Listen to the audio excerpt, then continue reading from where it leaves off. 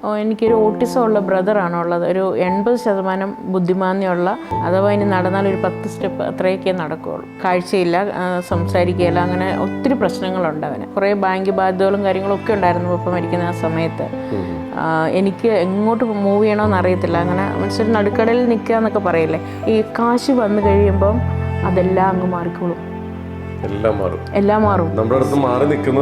അടുത്തേക്ക് വരും. നമ്മൾ അംഗീകരിച്ചു തുടങ്ങും, സമൂഹം അംഗീകരിക്കും. ഞാനാണ് എൻ്റെ മോട്ടിവേറ്റർ, ഞാൻ എന്നോട് തന്നെയാണ് ഏറ്റവും കൂടുതൽ സംസാരിക്കുന്നത്. സെൽഫ് ലവ് തന്നെയാണ്. ഞാൻ എടുക്കുന്ന തീരുമാനം ഉറപ്പിച്ചല്ലെങ്കിൽ അത് നടപ്പാക്കിയതിന് ശേഷമാണ് ഷെയറിങ് ഉള്ളൂ. മമ്മിയെ കൊണ്ട് ഞാനൊരു BP നോക്കാൻ ഒരു ലാബിൽ പോയതാണ് എൻ്റെ ലാബിൻ്റെ സൃഷ്ടി എന്ന് പറയുന്നത്. കോണിപ്പടിയുടെ സ്റ്റെപ്പ് ഇറങ്ങി വന്നപ്പോഴത്തേക്കും തന്നെ എൻ്റെ ലാബിൻ്റെ അടിത്തറ ഞാൻ ഇട്ടിട്ടുണ്ടായിരുന്നു. അതിൽ നിന്ന് 1.5 മാസം കൊണ്ട് എൻ്റെ ലാബ് അവിടെ സൃഷ്ടിച്ചു. അതായത് എൻ്റെ കയ്യിൽ ക്യാഷൊന്നും ഉണ്ടായിരുന്നില്ല, പക്ഷെ കുറച്ച് സ്വർണ്ണം ഉണ്ടായിരുന്നു. ഞാൻ ലേസർ ട്രീറ്റ്മെൻറ്റുകൾ ഉൾപ്പെടെ ചെയ്യുന്നുണ്ട്, മൈക്രോ ബ്ലേഡിങ് ചെയ്യുന്നുണ്ട്, ലിപ് കോണ്ടോറിങ് ചെയ്യുന്നുണ്ട്. എൻ്റെ മുന്നിൽ ഒരു സ്കിൻ പ്രോബ്ലമായിട്ട് വന്നാൽ ഒട്ടുമിക്കതും എനിക്ക് പരിഹരിച്ചു വിടാനായിട്ട് സാധിക്കുന്നുണ്ട്. അത് 6 വയസ്സിൽ ജീപ്പ് ഓടിച്ചു തുടങ്ങിയ ഒരാളാണെന്ന് കേട്ടിട്ടുണ്ട്. ബസ് ഓടിക്കും, നാഷണൽ പെർമിറ്റ് വണ്ടി 16 വീൽ വരെയുള്ള വണ്ടികൾ വേണേൽ ഓടിക്കാം. സ്വന്തമായിട്ട് പൊക്കുന്നതല്ല, ഇത് സത്യമാണ്. എല്ലാം വന്നു. ഒരുപാട് കടകൾ, എൻ്റെ തൊട്ടടുത്തുള്ള ഒരുപാട് കടകൾ നിർത്തിപ്പോയി. എൻ്റെ സൈഡ് അപ്പുറത്തും ഇപ്പുറത്തുള്ളവരൊക്കെ നിർത്തിപ്പോയി. ഈ സമയത്താണ് 1.5 കോടി രൂപ കൊടുത്ത് ഞാൻ ചാലക്കുടിയിൽ ഞാൻ ഇപ്പോൾ ഇരിക്കുന്ന ബിൽഡിംഗ് ഞാൻ സ്വന്തമായിട്ട് വാങ്ങിച്ചത്. മീൻസ് കാരണം ഇതൊരു 3-4 ലക്ഷം രൂപയൊക്കെ മുടക്കി പഠിക്കുന്ന ഒരു കോഴ്സാണ്. അഡ്വാൻസ്ഡ് കോസ്മെറ്റോളജി കോഴ്സാണ് ഞാൻ അവിടെ കൊടുക്കുന്നത്. അതാണ് 75,000 രൂപയ്ക്ക് ഞാനിപ്പോൾ കൊടുത്തുകൊണ്ടിരിക്കുന്നത്. എന്തൊക്കെയാണെങ്കിലും നമ്മുടെ തീരുമാനങ്ങളാണ്, നമ്മുടെ മനസ്സാണ് നമ്മൾ മുമ്പോട്ട് കൊണ്ടുപോകുന്നത്. എന്നാലും ഒരു ബാക്ക് ബോൺ ഉണ്ടാവില്ലേ? 1 man ഷോ ആണ്.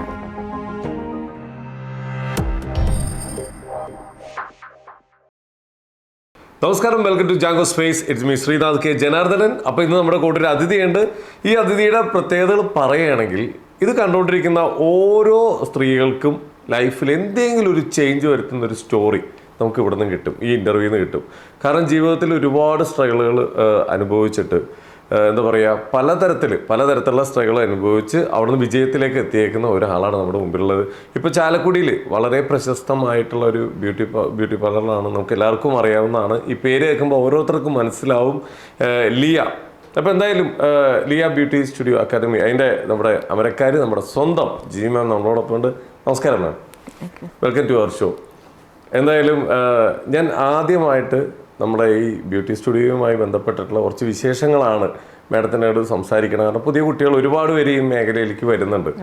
പക്ഷേ അന്വേഷിച്ച് വന്നപ്പോൾ ബാക്ക് സ്റ്റോറി നോക്കിയപ്പോൾ അതിനെക്കാട്ടി രസകരമായിട്ടുള്ള ഭയങ്കര എനർജി ആയിരുന്ന ഒരുപാട് സ്റ്റോറി കിടക്കുന്നുണ്ട്. അതൊക്കെ ഒന്ന് ജസ്റ്റ് ബാക്കിലോട്ട് പോവാം, അവിടെ നമുക്ക് തുടങ്ങാം. ഇടുക്കിയിലാണ് സ്വദേശം. പഠിച്ചത് എന്തായിരുന്നു? പഠിച്ചത് ഞാൻ ഇടുക്കി ഉപ്പുതറ എന്ന് പറയുന്ന ഒരു ഗ്രാമത്തിലാണ് എൻ്റെ വീടുള്ളത്. 10ാം ക്ലാസ് +2 വരെ ഞാൻ അവിടെ പഠിച്ചു. അതിനുശേഷം BSc നഴ്സിംഗിനായിട്ട് ഹൈദരാബാദിലേക്ക് പോയി. പ്രൊഫഷനായിട്ട് എടുത്തത് നഴ്സിംഗ് ആയിരുന്നു. ഓക്കെ. ആ മലയോര പ്രദേശങ്ങളിലെ സ്ത്രീകൾ എല്ലാവരും ഒരു കോഴ്സ് എടുക്കുമ്പോൾ ആദ്യം നഴ്സിംഗിലേക്കാണ് പോകുന്നത്. കൂടുതലും ഇടുക്കി കോട്ടയം ഒക്കെ ഉള്ളതിൽ കൂടുതൽ സ്ത്രീകളും ചൂസ് ചെയ്യുന്ന മെഡിക്കൽ രംഗം തന്നെയാണ്. അതെ. എന്തൊക്കെ പറഞ്ഞാലും വളരെ നല്ലൊരു നാടാണ്, രസകരമായിട്ടുള്ള സ്ഥലമാണ്. പക്ഷേ ഡെവലപ്മെന്റ് വളരെ പതുക്കെ ആയതുകൊണ്ട് എല്ലാവരും വിദേശത്തേക്ക് പോകാനാണ് ശ്രമിക്കുന്നത് മാക്സിമം. ഇടുക്കി കാഴ്ചയിൽ മാത്രം മിടുക്കിയാണ്.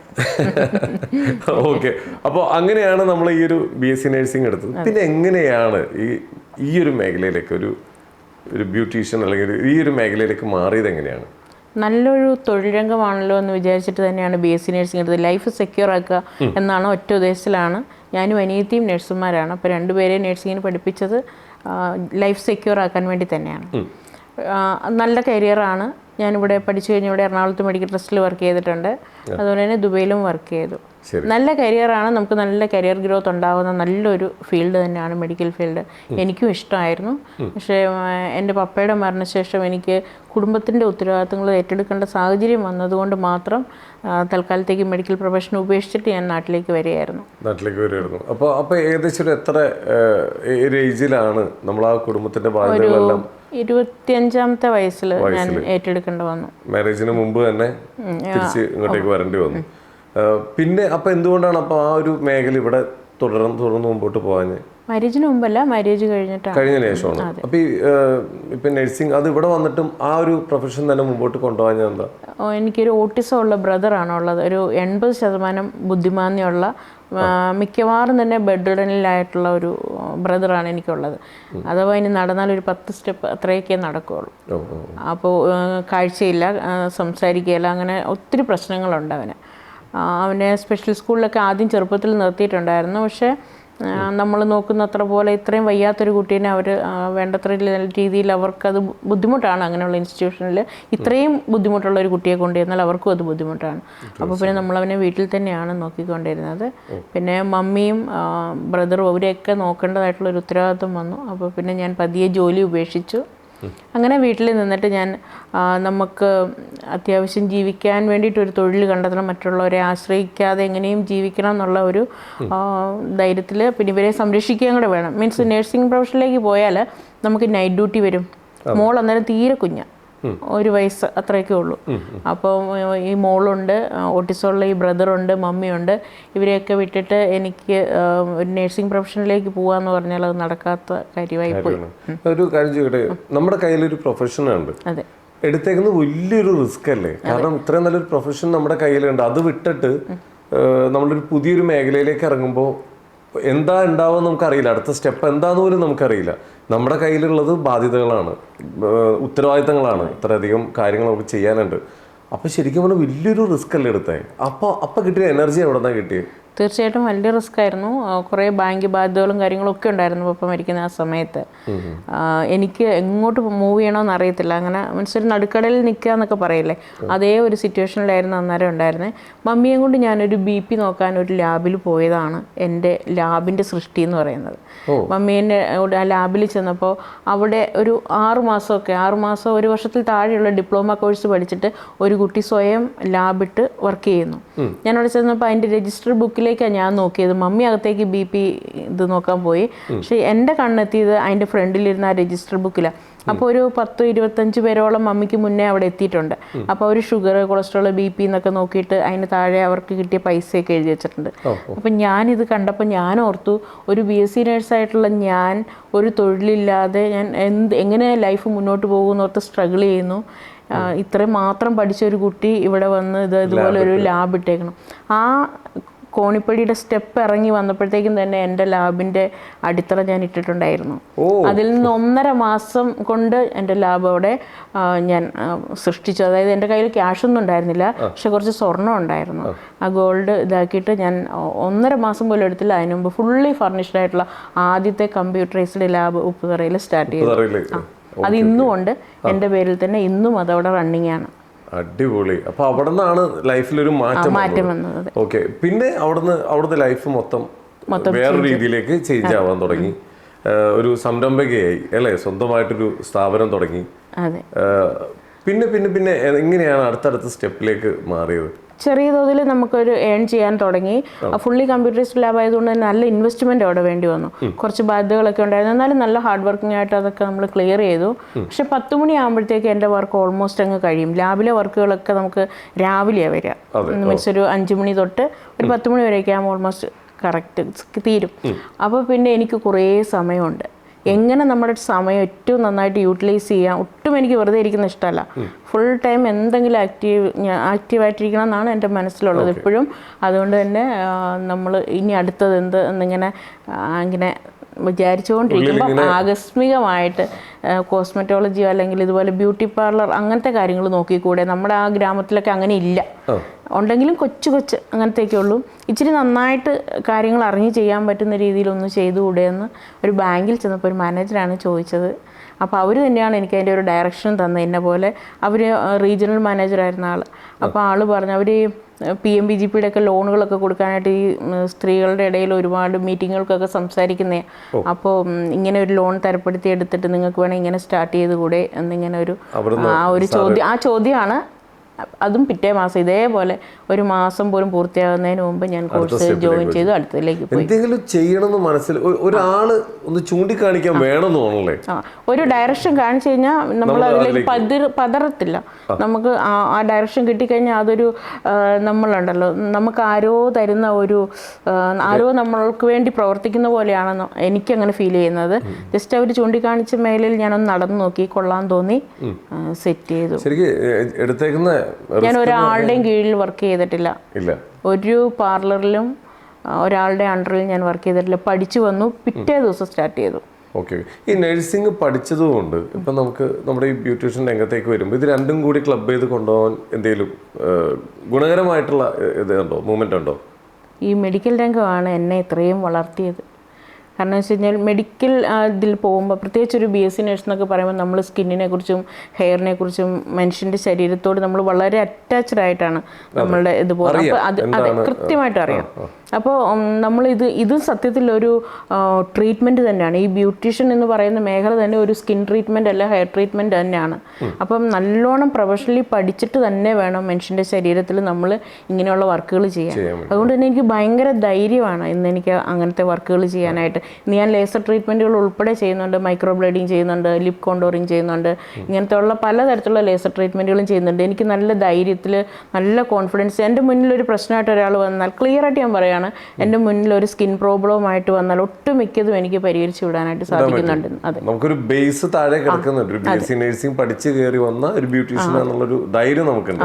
അതുകൊണ്ട് ഒരു മനുഷ്യന്റെ ശരീരം അറിഞ്ഞ് നമുക്ക് ചെയ്യാൻ പറ്റും. ഓക്കെ. ഇതായിരിക്കാം ചിലപ്പോൾ നമ്മുടെ സ്ഥാപനത്തിന് ഇത്ര അധികം വളർത്തിക്കൊണ്ട് വരുന്നത്. കാരണം കസ്റ്റമർ മൗത്ത് പബ്ലിസിറ്റിയാണ് നിങ്ങൾക്ക് ഏറ്റവും കൂടുതൽ കിട്ടിയേക്കുന്നത്. കാരണം സോഷ്യൽ മീഡിയ ആക്റ്റീവ് അല്ലാത്ത ഒരു കാലഘട്ടത്തിൽ നിന്ന് നമ്മൾ വന്നതാണ്. അപ്പോൾ ഇപ്പോഴാണ് സോഷ്യൽ മീഡിയയൊക്കെ ഒന്ന് ആക്റ്റീവ് ആയത്. അപ്പോൾ എന്താ പറയുക, ഇതൊക്കെ വളരെ നല്ല രീതിയിൽ ഗുണകരമായിട്ട് മുമ്പോട്ട് വരുന്നത്. ഞാൻ ഒരു ഒറ്റ കാര്യം ചോദിക്കട്ടെ, നമ്മൾ ജനിച്ചു വളർന്ന നാടെന്ന് പറഞ്ഞാൽ ഇപ്പം നമ്മൾ ആ നാടിന് ഒരിക്കലും കുറ്റം പറയുന്നതല്ല, ആ നാടിൻ്റെ പ്രകൃതി ഭംഗിയൊക്കെ നിലനിർത്തിക്കൊണ്ട് പോകാനായിരിക്കും ചിലപ്പോൾ ഡെവലപ്മെൻറ്റ് വരാത്തത്. ചിലപ്പോൾ അങ്ങനെ ഒരു സ്ഥലത്ത് നിൽക്കുന്ന ഒരാൾക്കൊരു ബ്യൂട്ടീഷ്യൻ രംഗത്തേക്ക് പോകുന്നതിനെക്കാട്ടിയും കുറേ കാര്യങ്ങൾ വേറെ രീതിയിലായിരിക്കും നമ്മൾ ആദ്യം ചിന്തിക്കുക. ഇപ്പോൾ നഴ്സിംഗ് എടുത്ത് പോയ പോലെ നമ്മുടെ നാട്ടിൽ തുടങ്ങിയിരുന്നു. നാട്ടിലൊരു 3.5 വർഷത്തോളം നാട്ടിലുണ്ടായിരുന്നു. എന്തോ ഞാൻ തൊടുന്നതൊക്കെ പൊന്ന് തന്നെയാണ്. എനിക്കൊന്നിലും നഷ്ടം വന്നിട്ടില്ല. ഞാൻ തുടങ്ങിയ ഒരു പരിപാടിയും ഞാൻ നിർത്തത്തുമില്ല. ആ ലാബൊക്കെ എൻ്റെ ഒരു പ്രസൻസ് ഇല്ലാണ്ടാണ് ഇപ്പോൾ അവിടെ ഓടുന്നത്. പക്ഷേ അന്നുണ്ടായിരുന്ന അതേ സ്റ്റാഫ് തന്നെയാണ് ഇന്നും ഉള്ളത് അവിടെ. ഇപ്പോൾ 8-9 വർഷത്തോളമായി. അന്നുണ്ടായിരുന്ന ആദ്യ സമയത്തുണ്ടായിരുന്ന അതേ സ്റ്റാഫാണ് അവിടെ ഓടുന്നത്. അതേ ബിൽഡിംഗ് ആണ്. എന്നോട് ആർക്കും ഒരു പരാതിയില്ല, പിണക്കവും ഇല്ല. ഇന്ന് വരെ ഞാൻ ആ സ്റ്റാഫിനോടൊന്നും മുഷിഞ്ഞ് ഇന്ന് വരെ പറഞ്ഞിട്ടില്ല, ഈ നിമിഷം വരെയും പറഞ്ഞിട്ടില്ല.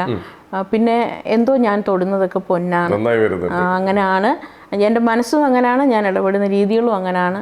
ആ രീതിയിലാണ് കാര്യങ്ങൾ പോകുന്നത്. തുടക്കം മുതൽ ഇപ്പോൾ ആ സ്റ്റാഫുകൾ തന്നെയാണ് നമുക്ക് മനസ്സിലാവും എങ്ങനെയാണ് അവരോട് കമ്മ്യൂണിക്കേറ്റ് ചെയ്യുന്നതെന്നൊക്കെ. ഇനി ഇതെല്ലാം മാറ്റിക്കണേ ഒരു കാര്യം ഞാൻ മറന്നുപോലെങ്കിൽ, ഈ ഹെവി വെഹിക്കിൾസ് ഒക്കെ ഓടിക്കുന്നത് കേട്ടിട്ടുണ്ടല്ലോ. 6 വയസ്സിൽ എങ്ങനെ ജീപ്പ് ഓടിച്ചു തുടങ്ങിയ ഒരാളാണെന്ന് കേട്ടിട്ടുണ്ട്. എന്താണ് അതിന്റെ സ്റ്റോറിയൊക്കെ? ഇടുക്കിയിൽ കൂടുതലും ജീപ്പൊക്കെയാണ്, കാറുകൾ അങ്ങനെ കുറവാണ്. ഇപ്പോഴാണ് കുറച്ചും കൂടെയൊക്കെ റോഡൊക്കെ ഇങ്ങനെ ആയിട്ടുള്ളത്. അപ്പോൾ ഹില്ലേരിയൊക്കെ ആയതുകൊണ്ട് ജീപ്പാണ് അവിടെ ഉള്ളത്. ഞങ്ങളുടെ വീട്ടിൽ ചെറുപ്പത്തിൽ ജീപ്പ് ഉണ്ടായിരുന്നു. അപ്പോൾ ആൾക്കാർ ഓടിക്കുന്നതൊക്കെ കണ്ട് ഞാൻ കുറേ പഠിച്ചു വെച്ചിട്ടുണ്ട്. പഠിച്ചാണ് കേട്ടോ, എന്നെ ആരും പഠിപ്പിച്ചതൊന്നുമല്ല, ഞാൻ കണ്ടുപഠിച്ചിട്ട് ഞാൻ ജീപ്പ് ഓടിച്ചു തുടങ്ങി. അപ്പോൾ തീരെ കുഞ്ഞായിരുന്നു എനിക്ക് ജീപ്പിൽ അങ്ങനെ, എന്നാലും ഞാൻ ഓടിച്ചു തുടങ്ങി. അന്നേരം തന്നെ ആരും പഠിപ്പിച്ചിട്ടില്ല. പക്ഷെ ഞാൻ അപ്പോൾ തന്നെ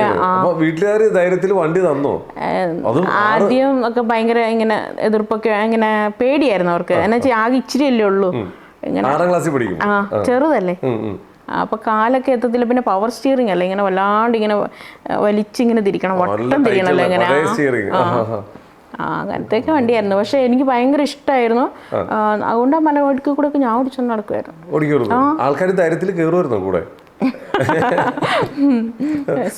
ഇപ്പൊ വലിയ ഹെവി വെഹിക്കിൾസ് ഓടിക്കണം, ലൈസൻസ് ഇല്ലേ ഹെവി വെഹിക്കിളിനൊക്കെ? ഇപ്പൊ ഏതൊക്കെ വണ്ടി ഓടിച്ചിട്ടുണ്ട്? ബസ് ഓടിക്കും, നാഷണൽ പെർമിറ്റ് വണ്ടി 16 വീൽ വരെയുള്ള വണ്ടികൾ വേണേൽ ഓടിക്കാം.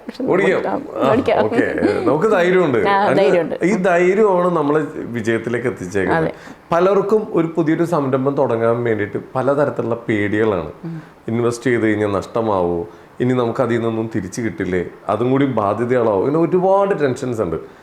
അങ്ങനെ വെച്ച് നോക്കുമ്പോൾ ഇപ്പോൾ മാം എടുത്തേക്കുന്ന ഒരു റിസ്ക് എന്ന് പറഞ്ഞു കഴിഞ്ഞാൽ ഒരു മനുഷ്യനും ചിന്തിക്കാത്ത ഒരു ടേണിംഗ് പോയിന്റ് എന്ന ലൈഫ് മാറ്റിയേക്കുന്നത്. കാരണം ഒരു പ്രൊഫഷൻ അവിടെ ഉണ്ടായിട്ടും ഇത്ര അധികം ഉത്തരവാദിത്തങ്ങളിൽ നിറഞ്ഞു നിൽക്കുമ്പോൾ എല്ലാവരും ഇത് ചെയ്തുകൊണ്ട് അതിൻ്റെ കൂടെ എന്തെങ്കിലും ചെയ്യാനാണ് നോക്കുക.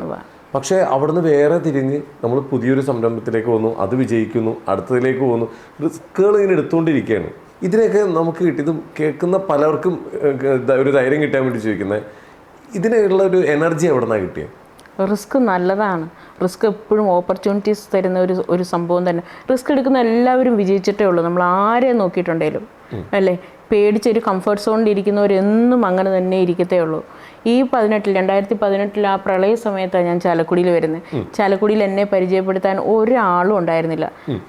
എന്നെ പറഞ്ഞു കൊടുക്കുക ഇന്നയാളുടെ പരിചയക്കാരിയാണെന്നോ അല്ല ഇന്നൊരു സുഹൃത്താണെന്നോ ഒന്നും പറഞ്ഞു കൊടുക്കാൻ ഒരു വ്യക്തി ഉണ്ടായിരുന്നില്ല. അങ്ങനെ ആ നാട്ടിൽ ഞാൻ മാത്രം എൻ്റെ സ്വന്തം എഫേർട്ടിൽ ഒരു കടയിൽ ഒരു നമ്പർ എഴുതിയിട്ടേക്കുന്നുണ്ട്. ആ നമ്പറിൽ കോൺടാക്ട് ചെയ്തിട്ട് ആ മുറി ഞാൻ എടുക്കുമായിരുന്നു. ആരോടും അല്ല. അടഞ്ഞു കിടന്ന അതും വർഷങ്ങളായിട്ട് അടഞ്ഞു കിടന്ന ഒരു റൂമാണെന്നാണ് അവർ പറയുന്നത്. ഞാൻ അവിടെ ചെന്നിട്ട് അത് തുടങ്ങി. ഞാൻ അവിടെ തുടങ്ങിയതിൻ്റെ 2ാമത്തെ മാസം പ്രളയം വന്നു. അവിടെ ആ ഭാഗങ്ങളിലൊക്കെ ഒത്തിരി നഷ്ടങ്ങളൊക്കെ വന്നു. പക്ഷേ എനിക്ക് വലിയ കാര്യമായിട്ടുള്ള നഷ്ടങ്ങളൊന്നും എൻ്റെ കടയിലേക്ക് വരെ ഒന്നും വന്നില്ല, കുഴപ്പമൊന്നും വന്നില്ല. എന്നെ ഒരാളും പരിചയപ്പെടുത്തിയില്ല. പക്ഷേ എനിക്ക് അവിടെ നല്ല ബിസിനസ് ഉണ്ടായിരുന്നു. നല്ലോണം ഹെയർ കട്ട് ചെയ്യും ഞാൻ. ഭയങ്കരമായിട്ട് നല്ലതായിട്ട് എല്ലാവരും പറയുന്നത് എൻ്റെ ഹെയർ കട്ടിങ് ഭയങ്കര ഇതാണ് പറയുന്നത്, എനിക്കറിയാൻ പാടില്ല. പക്ഷേ ആൾക്കാർക്കൊക്കെ ഒത്തിരി ഇഷ്ടം എൻ്റെ ഹെയർ കട്ടിങ്. സ്വന്തമായിട്ട് വെക്കുന്നതല്ല, പക്ഷേ ഹെയർ പ്രോബ്ലംസിനാണ് ആൾക്കാർ ഏറ്റവും കൂടുതൽ എൻ്റെ അടുത്ത് വന്നിട്ടുണ്ടായിരുന്നത്. നല്ല സൊല്യൂഷൻസ് കൊടുക്കാൻ പറ്റിയിട്ടുണ്ട് കേട്ടോ. അപ്പോൾ അങ്ങനെ പെട്ടെന്ന് പേരായി അവിടെ, പെട്ടെന്ന് പേരായി. പക്ഷേ 19 വീണ്ടും പ്രളയം വന്നു, കോവിഡ് വന്നു, ഒമിക്രോൺ, അതെല്ലാം വന്നില്ലേ, എല്ലാം വന്നു. ഒരുപാട് കടകൾ, എൻ്റെ തൊട്ടടുത്തുള്ള ഒരുപാട് കടകൾ നിർത്തിപ്പോയി. എൻ്റെ സൈഡ് അപ്പുറത്തും ഇപ്പുറത്തുള്ളവരൊക്കെ നിർത്തിപ്പോയി. പക്ഷേ ഈ സമയത്താണ് 1.5 കോടി രൂപ കൊടുത്ത് ഞാൻ ചാലക്കുടിയിൽ ഞാൻ ഇപ്പോൾ ഇരിക്കുന്ന ബിൽഡിംഗ് ഞാൻ സ്വന്തമായിട്ട് വാങ്ങിച്ചത്. എനിക്ക് അവിടുന്ന് കിട്ടിയ ആ ഇൻകവും അത് മാത്രമല്ല എങ്കിൽ പോലും ഈ പ്രളയം വന്നു, ഈ കോവിഡ് വന്നപ്പോൾ എത്രയോ നാളുകൾ അടച്ചിട്ടിരുന്നു, ബിൽഡിംഗ് റൂമെല്ലാം അടച്ചിട്ടേക്കല്ലായിരുന്നു.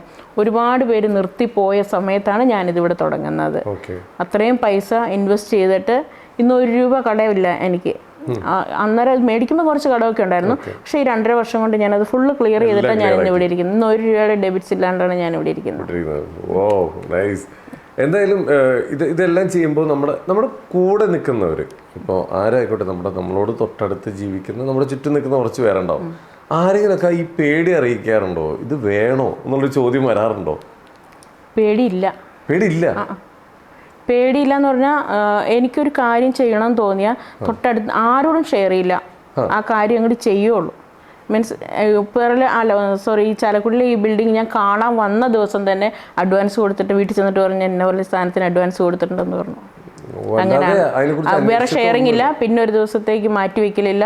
എൻ്റെ മനസ്സിൽ അന്നേരം അത് തോന്നിയാണ് അത് എടുക്കാം, കൊള്ളാം എന്ന് തോന്നിയാൽ പിന്നെ കാരണം നമ്മൾ കൂടുതൽ ആൾക്കാരോട് ഇത് ഷെയർ ചെയ്യുമ്പോൾ ഉണ്ടല്ലോ സംഭവിക്കുന്നത്, നമ്മളുടെ അത്രയും ലെവലിൽ നിന്ന് ചിന്തിക്കാൻ ചിലപ്പോൾ അവർക്ക് സാധിച്ചോളണമെന്നില്ല. അവരുടെ മൈൻഡ് സെറ്റ് നമ്മളുമായിട്ട് സെറ്റാണെങ്കിലാണ്. അല്ലെങ്കിൽ അവർ ചിലപ്പോൾ നമ്മുടെ അത്രയും വിശാലമായിട്ട് ചിന്തിക്കാൻ പറ്റില്ലെങ്കിൽ തീർച്ചയായിട്ടും അവരതിൻ്റെ കോൺസിക്വൻസസ് ആയിരിക്കും ആദ്യം കാണുക. ഇത്രയും വലിയൊരു കാര്യം ചെയ്തിട്ട് ഇനി ഇങ്ങനെ ഒരു ഫ്ലോപ്പ് വന്നാൽ എന്ത് ചെയ്യും? ശരിക്കും കൂടുതൽ നെഗറ്റീവ് ആക്കാനേ നമുക്ക് ഉപകാരപ്പെടുത്തുള്ളൂ. അല്ലെങ്കിൽ നമ്മളെക്കാൾ ഉയർന്നു നിൽക്കുന്ന ഒരാളോട് നമുക്ക് അഡ്വൈസ് ചോദിക്കാം. നമ്മളെക്കാൾ ഉയർന്നു നിൽക്കുന്നവർ കാണുമ്പോൾ അവർക്ക് നമ്മൾക്ക് ഒത്തിരി കാര്യങ്ങൾ പറഞ്ഞു തരാൻ പറ്റും. അല്ലാത്തവരാണ് ചിലപ്പോൾ നമ്മളെ വലിച്ചു താഴെയിടാനേ നോക്കത്തുള്ളൂ. അതുകൊണ്ട് ഷെയറിങ് ഇല്ല, നമ്മളെക്കാളും വളർന്ന് മുകളിൽ നിൽക്കുന്ന ഒരാളോട്, നമ്മളെക്കാൾ ഉയർന്നു നിൽക്കുന്ന ഒരാളോട് നമുക്ക് ചോദിക്കാം. ഈ സ്റ്റേജിൽ നിന്ന് മുകളിലേക്ക് വന്നേക്കുന്ന ഒരാളാണ്. അതൊരു പോയിന്റാണ്. എന്തായാലും ഇപ്പോൾ ഈ ഒരു മേഖലയിൽ ഇപ്പോൾ ഒരു അക്കാദമി അടക്കം തുടങ്ങിയിട്ടുണ്ട്. ഏറ്റവും എടുത്തു പറയേണ്ട ഒരു കാര്യം, ഇപ്പോൾ കോസ്മെറ്റോളജി ഇതെല്ലാം പഠിപ്പിക്കുന്ന ഒരുപാട് കുട്ടികൾക്ക് പഠിക്കാൻ ആഗ്രഹമുള്ളവരുണ്ട്, പൈസ ചിലവാക്കാൻ ബുദ്ധിമുട്ടുള്ളവരുണ്ട്. ഭയങ്കര റേറ്റ് കുറഞ്ഞ് എനിക്ക് തോന്നുന്നൊരു 3 lakh എബോവ് വരുന്ന ഒരു കോഴ്സ് 75, 1 lakhന്റെ താഴെയാണ് നമ്മൾ ചാർജ് ചെയ്യുന്നത്. അതെങ്ങനെയാണ് അത് ചെയ്യാൻ പറ്റുന്നത്? ഒരുപാട് സ്ട്രഗിൾ കഴിഞ്ഞിട്ടാണ് ഞാൻ ഈ ലെവലിലേക്ക് വന്നിട്ടുള്ളത്. അപ്പോൾ എനിക്കൊരു കോസ്മെറ്റോളജി പഠിക്കാൻ ഞാൻ പല സ്ഥലത്തായിട്ട് പോകേണ്ടി വന്നു. കാരണം പലയിടത്തും നല്ല രീതിയിലെല്ലാം ക്ലിയർ ചെയ്ത് പഠിപ്പിക്കുന്ന ഒരു സ്ഥാപനം ഞാൻ അവിടെ കണ്ടിട്ടില്ല. പലയിടത്തായിട്ട് പഠിച്ചിട്ട് ഞാനൊരു ലെവലിലെത്തിയത്. അപ്പോൾ എന്നെപ്പോലെ സ്ട്രഗിൾ ചെയ്യുന്ന ഒരുപാട് സ്ത്രീകൾ നമ്മുടെ സമൂഹത്തിലുണ്ട്. പലരും പാർലറിലൊക്കെ വന്നിട്ട് പലതരത്തിൽ അവരുടെ വിഷമങ്ങളൊക്കെ പറയും, ഞാൻ കേൾക്കുകയും അനുഭവിക്കുകയും കാണുകയും അറിയുകയും ഒക്കെ ചെയ്യുന്നതാണല്ലോ. നമ്മുടെ ഈ സൊസൈറ്റിയിൽ ഓരോ പ്രോബ്ലംസ് നമ്മൾ ദൈനംദിനം കാണുന്നതാണല്ലോ. ആർക്കെങ്കിലും അതുകൊണ്ടൊരു ഉപകാരം കിട്ടുകയാണെങ്കിൽ, കാരണം ഏറ്റവും അഡ്വാൻസ്ഡ് ആയിട്ടുള്ള ഒരു പ്രൊഫഷനാണ് ഈ ബ്യൂട്ടി പ്രൊഫഷൻ എന്ന് പറഞ്ഞാൽ. ഏറ്റവും മാറ്റങ്ങൾ ഇങ്ങനെ വന്നുകൊണ്ടേയിരിക്കുന്നു, അവസരങ്ങൾ ഇഷ്ടംമാതിരി വന്നുകൊണ്ടിരിക്കുന്നു. അപ്പോൾ ഒരുപാട് ഓപ്പർച്യൂണിറ്റീസ് ഉണ്ട്. രക്ഷപ്പെടണമെന്ന് ആഗ്രഹിക്കുന്ന ആരെങ്കിലും ഉണ്ടെങ്കിൽ മീൻസ് കാരണം ഇതൊരു 3-4 ലക്ഷം രൂപയൊക്കെ മുടക്കി പഠിക്കുന്ന ഒരു കോഴ്സാണ്. അഡ്വാൻസ്ഡ് കോസ്മെറ്റോളജി കോഴ്സാണ് ഞാൻ അവിടെ കൊടുക്കുന്നത്. അപ്പോൾ അതാണ് ഈ 75,000 രൂപയ്ക്ക് ഞാനിപ്പോൾ കൊടുത്തുകൊണ്ടിരിക്കുന്നത്. ഇപ്പോഴത്തെ ബാച്ച് ഇപ്പോൾ ഓടുന്ന 75,000 രൂപയ്ക്കാണ് ഇപ്പോൾ ഓടുന്നത്. അപ്പോൾ ആർക്കെങ്കിലും അതിൽ താല്പര്യമുള്ളവരൊക്കെ ഉണ്ടെന്നുണ്ടെങ്കിൽ പഠിച്ച് ജീവിതം മെച്ചപ്പെടുത്തിക്കോട്ടെ എന്ന് തന്നെ വിചാരിച്ചിട്ട് തന്നെയാണ്. ശരി, ഇപ്പം എത്രത്തോളം കുട്ടികൾ നമ്മുടെ അവിടുന്ന് പഠിച്ചിറങ്ങിയിട്ടുണ്ട്? ഓൾമോസ്റ്റ് ഇപ്പോൾ ഒരു 50 കുട്ടികളോളം ഇപ്പോൾ ഇറങ്ങിയിട്ടുണ്ട്. ഇനിയിപ്പോൾ അടുത്ത ബാച്ച് ഓപ്പൺ ചെയ്യുന്നത് ഏകദേശം എപ്പോഴായിരിക്കും? ഡിസംബർ 1-ാം തീയതി അടുത്ത ബാച്ച് കയറും. എത്രയും പെട്ടെന്ന് നിങ്ങൾ എത്രയും പെട്ടെന്ന് കോൺടാക്ട് ചെയ്യുക, അത്രേ പറയാനുള്ളൂ. അതെ. ഇനിയിപ്പോൾ നമ്മുടെ അടുത്ത ഫ്യൂച്ചർ പ്രോഗ്രാമുകൾ എന്തൊക്കെയാണ് പ്ലാൻ ചെയ്യുന്നത്? ഈ അക്കാഡമി തന്നെ നല്ല രീതിയിൽ ഒന്നുകൂടി വിപുലപ്പെടുത്തി കൊണ്ടുവരണം. പിന്നെ ഞാനൊരു മേക്കപ്പ് ആർട്ടിസ്റ്റും കൂടാണ്. അപ്പം ഈ മേക്കപ്പ് ആർട്ടിസ്റ്റ് എന്ന ആ ലെവലിലുള്ള നല്ലൊരു കരിയർ ഗ്രോത്ത് ഞാൻ ആഗ്രഹിക്കുന്നുണ്ട്. നല്ലതായിട്ട് ഞാൻ വർക്ക് ചെയ്യും. എനിക്ക് നല്ല കോൺഫിഡൻസ് ആയിട്ട് വർക്ക് ചെയ്യാൻ പറ്റും. അപ്പം ആ ഒരു മേഖലയിലുള്ള കൂടുതൽ വളർച്ചയാണ് ഞാൻ ആഗ്രഹിക്കുന്നത്. മാമിനോട് സംസാരിക്കുമ്പോഴേ നമുക്ക് ഭയങ്കര കോൺഫിഡൻസ് കിട്ടും. അപ്പം മാം എന്താണെന്ന് ഇപ്പം ഞാൻ മേക്കപ്പ് ചെയ്യുമെന്ന് പറഞ്ഞു കഴിഞ്ഞാൽ ഇപ്പോൾ ഓപ്പോസിറ്റ് ഇരിക്കുന്ന ഒരാൾക്ക് അത് വിശ്വസിക്കാൻ പറ്റും. അത്രയും കോൺഫിഡൻസ് ലെവലിലാണ് സംസാരിക്കുന്നത്. ചെയ്യുന്ന ഓരോ കാര്യങ്ങളും അങ്ങനെയാണ്. ഞാൻ ഒരു ഇത് ചോദിക്കട്ടെ, ലൈഫിൽ എവിടെയാണ് ഇത്രയും വലിയൊരു സ്പാർക്ക് കിട്ടിയേക്കണേ? എനിക്ക് മുമ്പോട്ട് നമ്മൾ പറയില്ലേ, ചിലവരോട് എനിക്ക് തോന്നിയതാണ്ട, നമ്മൾ പറയില്ലേ എനിക്ക് ഒരു വാശിയുള്ളതുകൊണ്ട് ഞാൻ അങ്ങ് ഇറങ്ങി തിരിച്ചാണ്, അതാണ് എൻ്റെ വിജയം എന്നൊക്കെ പറഞ്ഞ പോലെ എല്ലാം പോസിറ്റീവായിട്ട് എടുക്കുന്ന ഒരു വലിയൊരു സ്പാർക്ക് ഉണ്ട്. ഇത് എവിടെ നിന്നാണ് കിട്ടിയത് ആക്ച്വലി? അതൊരുപാട് പിന്നിൽ നിന്നാണ്. പപ്പ മരിച്ചിട്ട് ഞാൻ നാട്ടിൽ വന്ന് നിൽക്കുമ്പം സാമ്പത്തികമായിട്ട് ഭയങ്കരമായിട്ട് സ്ട്രഗിൾ അനുഭവിക്കുന്ന ആ ഒരു പീരീഡിൽ എനിക്ക് ജോലിയില്ല. പപ്പ കുറച്ച് ബാധ്യതകളാക്കി വെച്ചാൽ ഒരുപാടൊന്നുമില്ല, എന്നാലും ഹോസ്പിറ്റൽ കേസൊക്കെ വന്നതുകൊണ്ട് കുറച്ച് ബാധ്യതകൾ കാര്യങ്ങൾ അങ്ങനെയൊക്കെ ആയിട്ട്. പക്ഷേ ചെറിയ പ്രായം, എങ്ങനെ മൂവ് ചെയ്യണമെന്ന് അറിയത്തില്ല, ലിക്വിഡ് ക്യാഷ് ഇല്ല കയ്യിൽ. അങ്ങനെ ഒന്ന് കഷ്ടപ്പെടുന്ന സമയത്ത് ഞാൻ എൻ്റെ അടുത്തൊരു ബന്ധുവിൻ്റെ വീട്ടിൽ ഞങ്ങളിങ്ങനെ വെറുതെ ഇങ്ങനെ പോയതാണ്. അവിടെ ചെന്ന് കഴിഞ്ഞപ്പം അവർ കുറച്ച് സാമ്പത്തികം കൂടുതലുള്ള ടീമാണ്. അവർ കഴിക്കാനായിട്ട് ബണ്ണ് വാങ്ങിച്ചുകൊണ്ട് വന്നിട്ടുണ്ടായി. ബണ്ണ് വാങ്ങിച്ചിട്ട് എല്ലാവർക്കും കൊണ്ടുവന്ന് ഇങ്ങനെ കയ്യിൽ കൊടുത്തു. ഞാൻ ബെഡിലിരിക്കുകയായിരുന്നു. ആ ബെഡിലേക്ക് ഇങ്ങനെ എറിഞ്ഞിട്ടു ഇങ്ങനെ. ആ എറിഞ്ഞ് വീണ ആ കഷ്ണം ബെഡിലാണ് വീണത്, പക്ഷേ എൻ്റെ നെഞ്ചത്താണ് തറച്ചത്. അവിടെ നിന്ന് എനിക്ക് കിട്ടിയ ആ ഒരു ഇതെന്ന് പറഞ്ഞു കഴിഞ്ഞാൽ പണമാണ് വലുത്. സാമ്പത്തിക ക്യാഷ് ഇല്ലാണ്ട് നമുക്കൊരു നിലനിൽപ്പില്ല. സാമ്പത്തികമാണ് വലുത്. പിന്നെ ഇനിയൊരിക്കലും ഒരു കുഞ്ഞു കാര്യത്തിന് പോലും മറ്റൊരാളെ ആശ്രയിക്കാൻ ഇടവരരുത്. ഈ തീയാണ് എല്ലാ സ്ത്രീകളിലേക്കും പകർന്നു കൊടുക്കാൻ ഞാൻ ആഗ്രഹിക്കുന്നു. എന്തിനിങ്ങനെ വല്ലവരുടെയും കാല് പിടിച്ച് അല്ലെങ്കിൽ വല്ലവരുടെയും കരുണ യാചിച്ച് എന്തിനിങ്ങനെ ജീവിക്കുന്നത്? നമുക്ക് കണ്ണുണ്ട്, കാലുണ്ട്, കൈയുണ്ട്, ബുദ്ധിയുണ്ട് അല്ലേ? ഇത് വെച്ചിട്ട് നമുക്ക് പറ്റുന്ന മേഖലയിലേക്ക് ഇപ്പോൾ ഇന്നതൊന്നൊന്നുമില്ല. ഒരു ഡ്രസ്സ് തയ്ച്ച് കൊടുത്താൽ പോലും ഇന്നൊരു ബ്ലൗസ് നല്ല രീതിയിൽ സ്റ്റിച്ച് ചെയ്ത് കൊടുത്താൽ 800 രൂപയ്ക്ക് മേളിൽ മേടിക്കാം.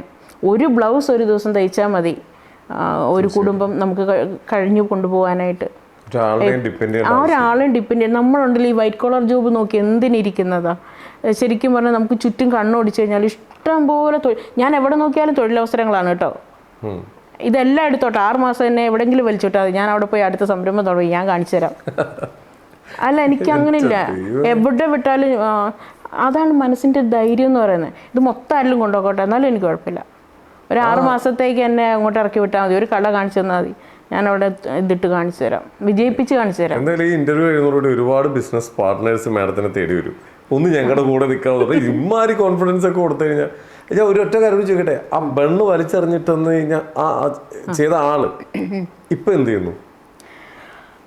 അതിദാരിദ്ര്യത്തിന്റെ പടുക്കുഴിയിൽ എന്നൊക്കെ പറയില്ലേ, അതേ അവസ്ഥയിൽ നിൽക്കുന്നു. അന്നൊക്കെ അവർ കുറച്ച് നല്ല ലെവലിലുണ്ടായിരുന്നു. ഇന്ന് വളരെ ശോചനീയമായ അവസ്ഥയിൽ ജീവിക്കുന്നു. അവരെ സഹായിക്കേണ്ടി വന്നിട്ടുണ്ടോ? സഹായിക്കണം. എനിക്ക് ഭയങ്കര ഗ്രാറ്റിറ്റ്യൂഡാണ് അവരോടൊക്കെ. കാരണം നമ്മൾക്ക് കിട്ടുന്ന ഈ തരം ഇൻസിഡൻസ് ആണ് നമ്മുടെ ഗ്രോത്തിലേക്ക് നമ്മളെ കൊണ്ടുവന്നത്. എനിക്കൊരിക്കലും പിണക്കമില്ല അവരോട്. ഇങ്ങനെയുള്ള ഒരുപാട് കൊച്ചു സാഹചര്യങ്ങൾ മുന്നിൽ ഉണ്ടായിട്ടുണ്ട്. ഈ ഓരോ സാഹചര്യവുമാണ് ഇന്നത്തെ എന്നെ വളർത്തിക്കൊണ്ട് വന്നിട്ടുള്ളത്. അതുകൊണ്ട് എനിക്ക് അവരോടെല്ലാം നല്ല ഗ്രാറ്റിറ്റ്യൂഡേ ഉള്ളൂ. ഉള്ളിൻ്റെ ഉള്ളിൽ അവർക്ക് എപ്പോഴും അടിയന്തരമായിട്ടൊരു സാഹചര്യം ആവശ്യം വന്നാലും അന്ന് ഞാൻ അവിടെ ഉണ്ടാവും. ജീവിതത്തിന്റെ തുടക്കം. കാരണം എനിക്ക് ഏറ്റവും അടുത്ത് വേണ്ടപ്പെട്ടവർ തന്നെ. അവർക്ക് എന്ന് ഒരു സഹായം ആവശ്യമായിട്ട് വരുന്നു, അടിയന്തര സാഹചര്യം ആവശ്യമായിട്ട് വരുന്നു, അന്ന് ഞാൻ അവിടെ ഉണ്ടാവും. Okay, very good. അത് മാമിൻ്റെ നല്ല മനസ്സ്. അങ്ങനെ തന്നെ ആവട്ടെ. എന്തായാലും ഒരുപാട് ലെസണുകളാണ് എനിക്ക് ശരിക്കും പറഞ്ഞാൽ ഇൻ്റർവ്യൂ കൂടി കിട്ടിക്കൊണ്ടിരിക്കുന്നത്. കാരണം കൊള്ളാം. ഇതിനിടയിലൊരു പുസ്തക പ്രകാശനത്തിൻ്റെ വീഡിയോ കൂടി കണ്ടായിരുന്നു. എഴുത്തുമുണ്ട് ഇതിൻ്റെ സൈഡിൽ ചെറുതായിട്ട്. അത് ആ എഴുത്ത് എവിടെ നിന്നാണ് തുടങ്ങിയത്? എപ്പോഴാണ് ആ എഴുതാനുള്ളൊരു ചിന്താഗതിയൊക്കെ വന്നു തുടങ്ങി? മോള് 3ാം ക്ലാസ്സിൽ പഠിക്കുമ്പോൾ ഒരു ദിവസം സ്കൂളിലേക്ക് പോകാൻ സമയത്ത് എൻ്റെ അടുത്ത് വന്ന് പറഞ്ഞു, ഇന്ന് കഥയോ കവിതയോ എന്തെങ്കിലും എഴുതിക്കൊണ്ട് വരണം സ്കൂളിലേക്ക് എന്ന്. അപ്പം ഞാൻ ചോദിച്ചു, ഇത്ര നേരം ഉണ്ടായിട്ട് എന്താ പറയാൻ? ഇന്നലെ ഉണ്ടായിരുന്നു, ഇന്ന് പോകാൻ ഇറങ്ങി, യൂണിഫോം ഒക്കെ ഇട്ട് ഇറങ്ങി കഴിയുമ്പോൾ എന്നോട് പറയണ കവിത ഇല്ലാണ്ട് ഇന്ന് ചെന്ന് കഴിഞ്ഞാൽ ടീച്ചർ കയറ്റില്ല. അപ്പം ഞാൻ പറഞ്ഞത് അപ്പോൾ കുഞ്ഞല്ലേ, പിന്നെ പറ്റിക്കുക, എന്തെങ്കിലും ഒന്ന് കുറിച്ച് കൊടുക്കുക, നീ ഒരു പേപ്പറും പേന, ഞാൻ ഇതിനു മുമ്പൊന്നും എഴുതിയിട്ടില്ല കേട്ടോ, എന്തെങ്കിലും ഒന്ന് കുറിച്ച് കൊടുക്കുക, നീ ഒരു പേപ്പറും പേനയും എടുത്തുകൊണ്ട് പോകാന്ന് ഇതിൻ്റെ ശല്യം തീർക്കാന്ന് ഓർത്തിട്ട് എഴുതി കൊടുത്തു. വെറുതെ വായിൽ വന്ന കുറച്ച് വരികൾ, 10-16 വരികളുണ്ടായിരുന്നു, എഴുതി കൊടുത്തു വിട്ടു. പിന്നെ ഞാനതങ്ങ് മറന്നുപോയി സംഭവം. പക്ഷെ വർഷാവസാനം സ്കൂൾ മാഗസീൻ അടിച്ചു വന്നപ്പോഴേ അതിൽ ഈ കവിത വായിച്ചു. എനിക്ക് വിശ്വസിക്കാൻ പറ്റിയില്ല. നമ്മളറിയാം അന്ന് എന്നാ എഴുതിയെന്നും എനിക്കറിയാൻ പാടില്ല. അന്ന് ആ കൊച്ചിന് പോവാൻ തിരക്കിട്ട് നിന്നപ്പം ഞാൻ പെട്ടെന്ന് എഴുതി കൊടുത്തതാ. തൊടുന്നതെല്ലാം പൊന്നാവണ്ടെന്തായാലും. അതുപോലെ ആവട്ടെ. അതെ. എന്തായാലും വളരെ സന്തോഷം മാം. ഇനി ഞാൻ കുറച്ച് നമ്മുടെ പ്രൊഫഷനുമായി ബന്ധപ്പെട്ട ഒരു 1-2 കാര്യം ചോദിക്കട്ടെ. ഈ സ്കിൻ കെയറിൽ ഒരുപാട് നമ്മളിപ്പോൾ പരസ്യങ്ങൾ കണ്ടിട്ട് പല പ്രൊഡക്റ്റുകളും മേടിച്ചിട്ട് പല അപകടങ്ങളും സംഭവിച്ചുകൊണ്ടിരിക്കുന്നുണ്ട്. സെൽഫായിട്ട് നമ്മൾ മേക്കപ്പ് ചെയ്ത് നമുക്ക് പല പ്രശ്നങ്ങൾ ഉണ്ടാവുന്നുണ്ട്. ശരിക്കൊരു ഒരു ബ്യൂട്ടീഷ്യൻ്റെ ആവശ്യം ശരിക്കൊരു ഒരാൾക്ക് വരുന്നത് എപ്പോഴാണ്? അല്ലെങ്കിൽ ഒരു ബ്യൂട്ടീഷ്യൻ മൂലമുണ്ടാവുന്ന പോസിറ്റീവായിട്ടുള്ള കാര്യങ്ങൾ എന്തൊക്കെയാണ്? ശരിക്കും നന്നായിട്ട് പഠിച്ചിട്ടുള്ള ഒരാൾ, സ്കിന്നിനെ കുറിച്ചും ഹെയറിനെ കുറിച്ചും നന്നായി പഠിച്ചിട്ടുള്ള ഒരാളെ സംബന്ധിച്ചിടത്തോളം അവർക്ക് കൃത്യമായിട്ടുള്ള ട്രീറ്റ്മെൻറ്റ് കൊടുക്കാൻ പറ്റും. കാരണം സ്കിന്ന് പലതരത്തിൽ ഡിഫറെൻ്റ് ആണ്. ഓരോരുത്തർ ടെമ്പറേച്ചർ പോലും വ്യത്യസ്തമാണ് സ്കിന്നിൻ്റെ. അപ്പോൾ ഈ ഓരോ പ്രോഡക്റ്റും അതിനനുസരിച്ച് വ്യത്യസ്തമാണ്. ഇപ്പോൾ സ്കിൻ തന്നെ ഒരു 4-5 ടൈപ്പായിട്ട് തിരിച്ചിട്ടുണ്ട്. അപ്പോൾ എല്ലാവർക്കും ഒരേ പ്രോഡക്റ്റ് കൊടുക്കുക എന്ന് പറഞ്ഞാൽ ഒട്ടും നമുക്ക് ആപ്റ്റായിട്ടുള്ള ഒരു റിസൾട്ട് കൊടുക്കാൻ പറ്റത്തില്ല. ഇപ്പോൾ ഡ്രൈ സ്കിന്നുകാർക്കാണെങ്കിൽ ആ ഡ്രൈ സ്കിന്നുകാർക്ക് ചെയ്യേണ്ട കാര്യങ്ങൾ മാത്രം ചെയ്താലാണ് അവർക്ക് അതുകൊണ്ട് എന്തെങ്കിലും പ്രയോജനം കിട്ടുള്ളൂ. മിക്ക പാർലറിലും അല്ലെങ്കിൽ മിക്ക ബിസിനസ്സുകാരും ചെയ്യുന്നത് എങ്ങനെയാണെന്ന് വെച്ച് കഴിഞ്ഞാൽ ഏതെങ്കിലും കുറച്ച് പ്രോഡക്റ്റ് മാത്രമായിരിക്കും അവരുടെ കൈവശം ഉണ്ടാവുക. ഓരോരുത്തരുടെ സ്കിൻ ടൈപ്പ് അനുസരിച്ച് ഓരോരുത്തർക്കും വേണ്ടുന്ന മാതിരിയുള്ള ട്രീറ്റ്മെൻറ്റുകൾ ചിലപ്പോൾ കിട്ടിക്കൊള്ളണമെന്നില്ല. അതുകൊണ്ട് തന്നെ എപ്പോഴും ഒരു പ്രൊഫഷണൽസിൻ്റെ അടുത്ത് നിന്ന് തന്നെ ഇങ്ങനെയുള്ള ട്രീറ്റ്മെൻറ്റുകൾ എടുക്കുന്നതാണ് നല്ലത്. അപ്പോൾ നമ്മളൊരു പ്രൊഫഷണലിൻ്റെ അടുത്ത് പോയി കാര്യങ്ങൾ കറക്റ്റായിട്ട് അത് കറക്റ്റ് പഠിച്ചിറങ്ങിയ ഒരാളുടെ അടുത്ത് തന്നെ ചെല്ലണം എന്നാണ്. കാരണം നേരത്തെ മുൻകാലങ്ങളിലൊന്നും ഇത്രയും കെമിക്കൽസ് അല്ലെങ്കിൽ ചെറിയ തോതിൽ കെമിക്കൽസ് എല്ലാ പ്രോഡക്റ്റിലും ഉണ്ട്. നമുക്കറിയാമല്ലോ, നമ്മൾ ഉപയോഗിക്കുന്ന എല്ലാ പ്രോഡക്റ്റിലും ഉണ്ട്. അപ്പോൾ ഈ കെമിക്കൽസിൻ്റെ ഒക്കെ ശരിയായ അളവിൽ ഇപ്പോൾ ഓരോ സ്കിൻ ടൈപ്പ് അനുസരിച്ച് അത് സ്യൂട്ടായിരിക്കും, പക്ഷെ മറ്റൊരു സ്കിന്നുകാർക്ക് അത് ചേർത്തുണ്ടാവില്ല. അപ്പോൾ അതിന് ഏതാണെന്നുള്ളത് കൃത്യമായിട്ട് അറിഞ്ഞു തന്നെ ചെയ്യുന്നതാണ് നല്ലത്. നോക്കി തന്നെ മുമ്പോട്ട് പോകണം. ഇപ്പോൾ നമ്മുടെ ക്ലിനിക്ക് അല്ലെങ്കിൽ നമ്മുടെ സ്ഥാപനം വരുന്നത് ചാലക്കുടിയിലാണ്. ഇപ്പോൾ കേരളത്തിൻ്റെ പല ഭാഗങ്ങളിൽ മാമിൻ്റെ എന്താ പറയുക സർവീസ് അവിടെ എത്തിച്ചിട്ടുണ്ട്. ഇപ്പം എങ്ങനെയാണ് അവർ മാഡത്തിൻ്റെ അടുത്തേക്ക് എത്തിപ്പെടേണ്ടത്? എങ്ങനെയാണ്? എനിക്കിപ്പോഴും കുറേ മൗത്ത് പബ്ലിസിറ്റി തന്നെയാണ് എൻ്റെ വളർച്ചയ്ക്ക് കാരണമായത്. മുന്നൊക്കെ ഇപ്പോഴാണ് സോഷ്യൽ മീഡിയയിൽ കുറച്ച് ആക്റ്റീവായിട്ട് ഇപ്പോൾ വരുന്നുള്ളൂ, ചാനലൊക്കെ തുടങ്ങി അങ്ങനെ. പക്ഷേ വർക്ക് കണ്ട് റിസൾട്ട് കണ്ട് തന്നെയാണ് എൻ്റെ അടുത്ത് കസ്റ്റമേഴ്സ് വരുന്നത്. കാരണം ഞാൻ ഈ നാട്ടുകാരിയല്ല, അന്യനാട്ടിൽ നിന്ന് വന്ന ഒരാളാണ്. അന്യനാട്ടിൽ നിന്ന് വന്ന ഒരാൾ നിസ്സാര വർഷങ്ങൾ കൊണ്ട് ഇതുപോലൊരു ടൗണിൽ വന്ന് ഇതുപോലെ ഒരു സ്ഥാപനം കെട്ടിപ്പടുത്തു, അതുപോലെ തന്നെ ഒരു അക്കാഡമി സ്റ്റാർട്ട് ചെയ്ത് ഇന്ന് സക്സസ് ആയിട്ട് നല്ല രീതിയിൽ കൊണ്ടുപോകുന്നതൊക്കെ ഈശ്വരാനുഗ്രഹമാണ്. അതുപോലെ തന്നെ നമ്മളുടെ കയ്യിൽ നിന്ന് കിട്ടിയ വർക്കുകളിൽ നിന്ന് ആൾക്കാർ തിരിച്ചെനിക്ക് തന്ന ഒരു കോംപ്ലിമെൻ്റ് ആയിട്ടാണ്. തീർച്ചയായിട്ടും. ഇനി എന്തായാലും ഇപ്പോൾ മുമ്പോട്ട് പോകുന്നത് ഇപ്പോൾ ഫാമിലി ഇതിലൊരു ഇപ്പോഴും ഒരു ബാക്ക് ബോൺ ആരാണ് ശരിക്കും പറഞ്ഞു കഴിഞ്ഞാൽ? എന്തൊക്കെയാണെങ്കിലും നമ്മുടെ തീരുമാനങ്ങളാണ്, നമ്മുടെ മനസ്സാണ് നമ്മൾ മുമ്പോട്ട് കൊണ്ടുപോകുന്നത്. എന്നാലും ഒരു ബാക്ക് ബോൺ ഉണ്ടാവില്ലേ? വൺ മാൻ ഷോ ആണ്. ബാക്ക് ബോൺ ഇല്ല, നമ്മൾ തന്നെ. ഞാനാണ് എൻ്റെ മോട്ടിവേറ്റർ. ഞാൻ എന്നോട് തന്നെയാണ് ഏറ്റവും കൂടുതൽ സംസാരിക്കുന്നത്. സെൽഫ് ലവ് തന്നെയാണ്. ഞാൻ എടുക്കുന്ന തീരുമാനം ഉറപ്പിച്ചല്ലെങ്കിൽ അത് നടപ്പാക്കിയതിന് ശേഷമാണ് ഷെയറിംഗ് ഉള്ളൂ. തീർച്ചയായിട്ടും. ഒരുപാട് സ്ത്രീകൾക്ക് വേണ്ടി അതും കൂടി ഒന്ന് പറഞ്ഞു തരണം. മാഡത്തിനോട് തന്നെ ചോദിച്ചു കഴിഞ്ഞാൽ നല്ലൊരു ആൻസർ കിട്ടുമെന്ന് അറിയാം. ഒരുപാട് സ്ത്രീകൾ നമ്മുടെ നാട്ടിൽ എന്തൊക്കെ കാലം എങ്ങനെയൊക്കെ മാറിയെന്ന് പറഞ്ഞാലും ഇപ്പോഴും ഡിപ്പെൻഡഡ് ആയിട്ട് പല വീടുകളിലായിക്കോട്ടെ അല്ലെങ്കിൽ ചിലപ്പോൾ ഒറ്റപ്പെട്ട് നിൽക്കുന്ന ഒരുപാട് സ്ത്രീകളുണ്ട്. മുമ്പോട്ട് ഇനി എന്ത് ചെയ്യണം, റിസ്ക് എടുക്കാൻ പേടിച്ച് നിൽക്കുന്ന ഒരുപാട് പേരുണ്ട്. അവരോടൊക്കെ എന്താ പറയാനുള്ളത്? കംഫർട്ട് സോണിൽ നിന്നാൽ അവിടെ തന്നെ നിൽക്കലേ ഉണ്ടാവുള്ളൂ. നമ്മൾ അവർ തരും അല്ലെ ഇവർ തരും അല്ലെ ആരെങ്കിലും എന്നെ സഹായിക്കും എന്ന് ഓർത്തിട്ട് ആരുടെയെങ്കിലും കരുണ അയച്ച് നിൽക്കുന്നതിൽ കഥയില്ല. നമുക്ക് ഇപ്പോൾ ഞാൻ പറഞ്ഞ പോലെ നമുക്കൊരു തയ്ക്കാൻ ഒരു ടൈലറിങ് അറിയാമെന്നുണ്ടെങ്കിൽ ഒരു ബ്ലൗസ് തയ്ക്കാൻ അറിയാമെങ്കിൽ 800 രൂപ നമുക്കിന്ന് കിട്ടും. 800 രൂപയ്ക്ക് മേലെ കിട്ടും കേട്ടോ. ഞാൻ കുറഞ്ഞതാണ് പറഞ്ഞത്. ഒരു ചുരിദാർ തയ്ച്ചാൽ മതി ഒരു ദിവസം ഒരു വീട് കഴിഞ്ഞ് പോകാൻ. നമ്മൾ ചുറ്റും കണ്ണ് തുറന്ന് നോക്കാത്തതുകൊണ്ടാണ്. തൊഴിലവസരങ്ങൾ ഇഷ്ടം പോലെയാണ്. ഞാൻ നോക്കിയാൽ എൻ്റെ കണ്ണിൽ എവിടെ നോക്കിയാലും തൊഴിലവസരങ്ങളാണ്. അപ്പോൾ നമുക്ക് ഈ മേഖലയിൽ നിന്നല്ല അല്ലെങ്കിൽ ഹെൽത്ത് മേഖല ഇപ്പോൾ വീടുകളിൽ ആൾക്കാരെ നോക്കാൻ നിൽക്കുന്നവരൊക്കെ ഉണ്ടല്ലോ. അപ്പോൾ നമുക്ക് അതിൻ്റെ കോഴ്സുകൾ വേണം എടുത്തിട്ട് അങ്ങനെയും ചെയ്യാം. ഇപ്പോൾ പഠിച്ചോളണമെന്നില്ല. ഹോം കെയർ ആയിട്ട് നമുക്ക് വീടുകളിൽ നമുക്ക് വർക്ക് ചെയ്യാം. എന്ത് തൊഴിൽ ഇഷ്ടംമാതിരി തൊഴിലവസരങ്ങളുണ്ട്. അത് മാക്സിമം പ്രയോജനപ്പെടുത്താനാണ് ഞാൻ പറയുന്നത് കൂടുതലും. കാരണം മറ്റൊരാളെ ആശ്രയിച്ചിപ്പോൾ നമ്മളെങ്ങനെ ഒരു ഹസ്ബൻഡ് എന്നൊക്കെ പറഞ്ഞാൽ ആൾക്കും ഒരു പരിമിതമായിട്ടുള്ള വരുമാനമായിരിക്കും ചിലപ്പം കിട്ടുക. ഒരു 25-30 ഒക്കെ കിട്ടിയാലും ഇന്നൊരു കുടുംബം ഒരു ദിവസം കഴിഞ്ഞ് പോകണമെങ്കിൽ മിനിമം 1000 രൂപ എന്തായാലും വേണം. മിനിമം ഒരു സാധാരണ പോലെ ജീവിക്കുന്ന ഒരാൾ അല്ലേ. ഒരിടത്ത് ഒരു റെസ്റ്റോറൻറ്റ് ഫുഡ് കഴിക്കാൻ പോയാൽ അത്യാവശ്യം ഒന്ന് കഴിച്ചിറങ്ങുമ്പോൾ 1000 രൂപ ആവും, ഉറപ്പാണ്. അപ്പോൾ നമുക്കൊരു ലൈഫ് അല്ലേ, ആകെ ഒരു ലൈഫേ ഉള്ളൂ. നല്ലോണം സമൃദ്ധിയോടെ സന്തോഷത്തോടെയൊക്കെ ജീവിക്കണമെന്നുണ്ടെങ്കിൽ അത്യാവശ്യം കാശൊക്കെ കൂടിയേ തീരത്തുള്ളൂ.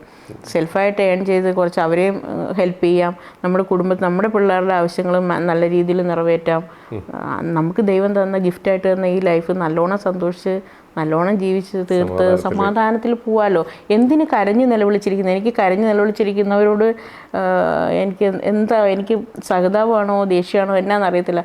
പക്ഷേ എന്തിനാ അങ്ങനെ ഇരിക്കുന്നതല്ലേ? എന്തിനാ അങ്ങനെ ഇരിക്കുന്നത്? സത്യത്തിൽ എന്താ പറയുക, വല്ല കെട്ടുപാടാണെങ്കിൽ പൊട്ടിച്ചെറിയാം അല്ലേ. വല്ലാതെ പിരിമുറുക്കത്തിൽ നിൽക്കുന്നവരാണെന്നുണ്ടെങ്കിൽ അതും കൊണ്ട് സ്ട്രഗിൾ ചെയ്ത് മുന്നോട്ട് പോകരുതെന്ന് തന്നെയാണ് എനിക്ക് പറയാനുള്ളത്. വല്ലാണ്ട് സ്ട്രഗിൾ അനുഭവിക്കുന്നുണ്ടെങ്കിൽ പൊട്ടിച്ചെറിഞ്ഞ് പുറത്തേക്ക് വരിക എന്നുള്ളത് പറയാനുള്ളത്. ഈ കാശ് വന്നു കഴിയുമ്പം അതെല്ലാം അങ്ങ് മാറിക്കോളും.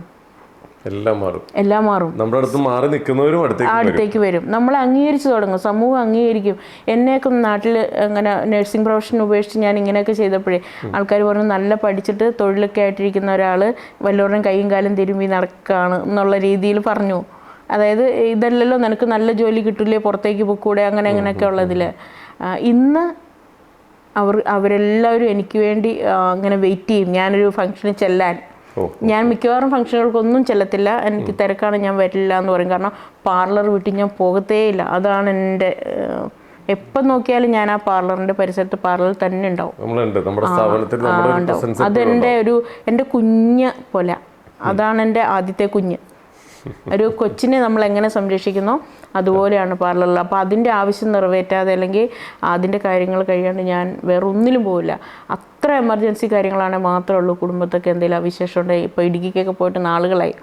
എനിക്ക് അവിടെ പറമ്പ് കാര്യങ്ങളും ഈ ബിസിനസ്സൊക്കെ ഉണ്ട്. പക്ഷേ ഞാൻ എൻ്റെ പാർലർ വിട്ട് ഞാൻ പോകലില്ല. അതുപോലെ ആവശ്യം ഉണ്ടെങ്കിൽ മാത്രമാണ് ഞാൻ അവിടേക്ക് ചെല്ലത്തുള്ളൂ. അടിപൊളി. എന്തായാലും അമ്മയുടെ BP ചെക്ക് ചെയ്യാൻ വേണ്ടി ഒരു സ്ഥാപനത്തിൽ ചെന്നപ്പോൾ കണ്ട രജിസ്റ്റർ ചെയ്യുന്നത് തുടങ്ങിയതാണ്. ഓരോരുത്തർക്ക് ജീവിതത്തിൽ ഓരോ മാറ്റം വരുന്നത് ഇതോടെ യാദൃശ്ചികമായിട്ടാണ്, അൺഎക്സ്പെക്റ്റഡ് ആയിട്ട് ഓരോന്ന് സംഭവിക്കുന്നത്. എന്തായാലും വന്ന മാറ്റങ്ങളെല്ലാം പോസിറ്റീവായിട്ട് എടുത്തിട്ട് മുമ്പോട്ട് പോയി ജീവിതത്തിൽ ഒരുപാട് ഉയർച്ചയിലേക്ക് എത്തിയെങ്കിലും തൻ്റെ കൂടെ തൻ്റെ ചുറ്റുമുള്ളവർ വളരാൻ വേണ്ടി മറ്റുള്ളവർക്ക് വേണ്ടി ഒരു അക്കാദമി തുടങ്ങി. വളരെ നല്ല രീതിയിൽ നല്ലൊരു മനസ്സാണ്. ഞാൻ പറയുന്നത് ഇലക്ഷനൊക്കെ നിൽക്കണം. ഞാൻ ഇടുക്കി ജില്ലയിൽ യൂത്ത് കോൺഗ്രസിൽ പ്രവർത്തിച്ചിരുന്ന ഒരാളും കൂടെയാണ്.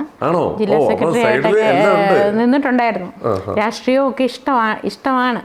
ഇപ്പൊ അങ്ങനെ ഇപ്പൊ എല്ലാ രാഷ്ട്രീയവും ഒരുപോലെ തന്നെയാണ് എനിക്ക് കേട്ടോ. ഇപ്പൊ രാഷ്ട്രീയമില്ല, എല്ലാവരോടും ഒരുപോലൊക്കെ തന്നെയാണ്. എന്തായാലും ഇതുപോലത്തെ ആളുകൾ ജനങ്ങൾക്ക് വേണം. എന്തായാലും കൊള്ളാം. ആ ഒരു നല്ല മനസ്സാണ്. നല്ല രീതിയിൽ മുമ്പോട്ട് പോകുന്നത്. എല്ലാം ജീവിതത്തിൽ എല്ലാ മൊമെന്റും പോസിറ്റീവായിട്ട് എടുത്തേക്കുന്ന ആളുകളെ ഞാൻ എൻ്റെ ഈ ചെറിയ അറിവിൽ ഞാൻ കണ്ടേക്കുന്ന വളരെ കുറച്ച് പേരിൽ ഒരാളാണ് ഇപ്പോൾ മാം. എന്തായാലും വളരെ സന്തോഷം. മാമിന് ഇൻ്റർവ്യൂ ചെയ്യാൻ പറ്റിയല്ലോ, ഭയങ്കര സന്തോഷമുണ്ട്. എന്തായാലും അടിപൊളിയായിട്ട് മുമ്പോട്ട് പോട്ടെ.